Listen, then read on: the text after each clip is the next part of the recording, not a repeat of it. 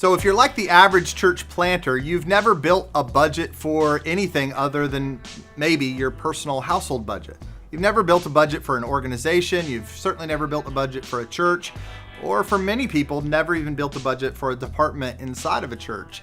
So that process is a bit mysterious for some church planters. They don't quite know where to begin.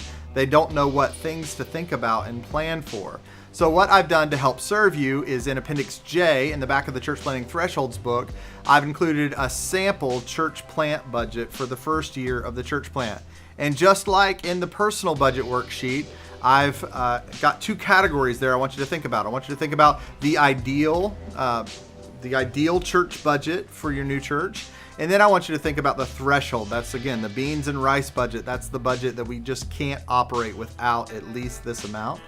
And so I want you to look at those two things. So that personal budget worksheet that you worked through in the last threshold, that's actually going to become a line item, a personnel line item in your church plant budget. You're going to move that number over. So hypothetically, let's say you determined that it cost $50,000 for your family to live on the ministry field for the first year of operation of this new church.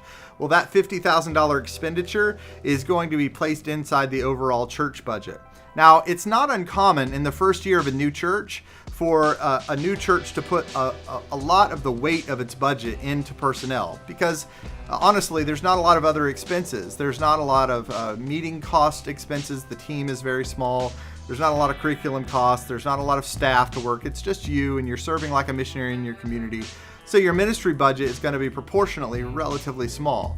So if you take that $50,000 and you plug it into a total $85,000 budget or $75,000 budget or even less than that, it's not uncommon for that personnel line item to take up a large portion of the budget in the first year of the church.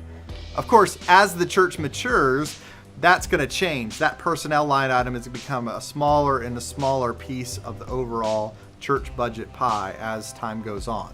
You'll start to add things like rental costs and insurance and curriculum costs and outreach ministry event costs and just hospitality, various things that your church will participate in, not to mention those things that the church is commanded to participate in, things like sharing with other gospel ministries and spreading the gospel to other parts of our community and other parts of the world. So all of those things are important and should be part of a church plant budget.